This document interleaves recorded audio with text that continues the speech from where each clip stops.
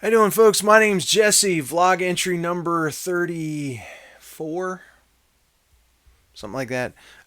July 8th. What have I been working on? Well, I've been working on that song that my friend wrote with his bass.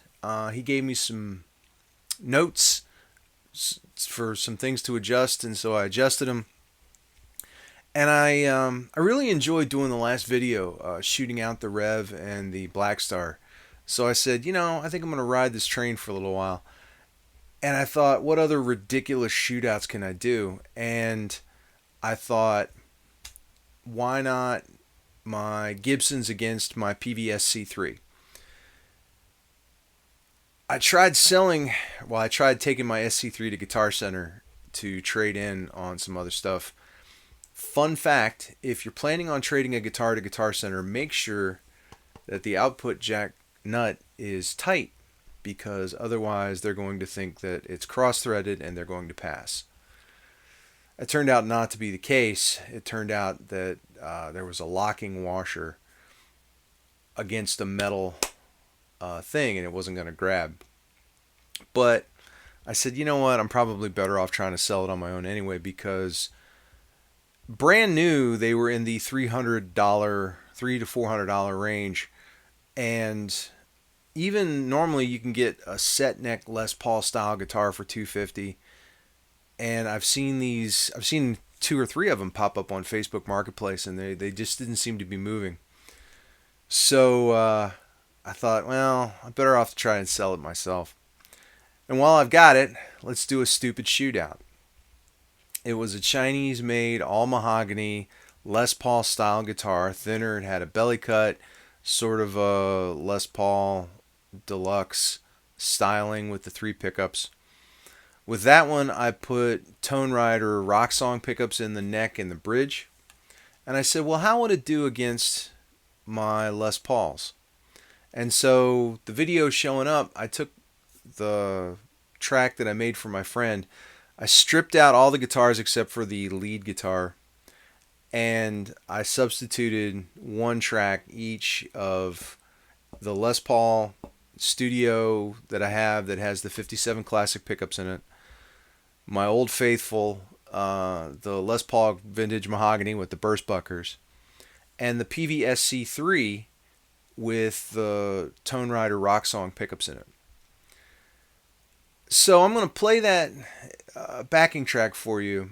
I basically went every 16 beats and dropped another guitar in. I did an okay job editing it, so it sounds like the track with just guitars popped in and out. So you'll see which one is which, and I'm not going to label them because they're going to be pretty obvious. Watch this, come back, I'm going to tell you what I think and where we're going from there, okay? Here we go.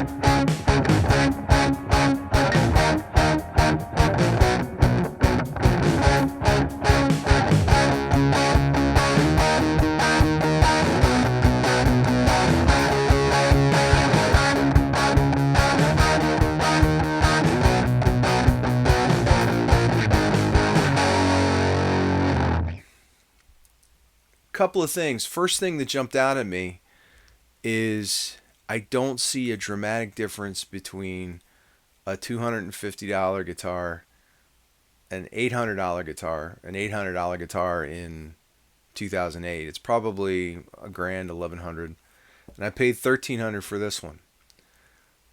The differences are subtle. They're there, I think, but they're very subtle, especially when you're talking about a guitar that's overdriven. Now, for the record, I was using my Swart Atomic Space Junior direct. I did have the Nightlight attenuator just so it wasn't blowing my ears out. But that went straight into an SM57, into the Scarlett, into GarageBand. So no pedals, no compressors, nothing like that. I didn't even put any reverb or compression on it in GarageBand. So that's as close to what it's going to sound like. Now, those of you who might criticize that test, one, obviously this isn't a scientific test. This is me just goofing around. And two, yeah, you're going to see limitations when you're talking about an overdriven guitar, especially with a lot of palm muting. But wouldn't that be how it's used normally? This was me making a track for a friend of mine. This was supposed to be a song. It is supposed to be a song. He's got lyrics, and we're going to put vocals on it at some point. So this is real life everyday use. So in real life everyday use, how dramatic a difference is it between, Now, the other criticism you could make is, yeah, you took a $250 guitar and you put $150 worth of pickups in it. Legitimate concern. They're not super expensive pickups, though. They're not, name your favorite super expensive pickup brand.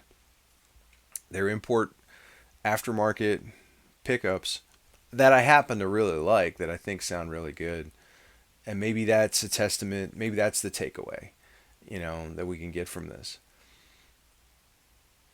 Am I saying sell your $3,000 guitars and go out and buy $250 guitars? No, not saying that at all.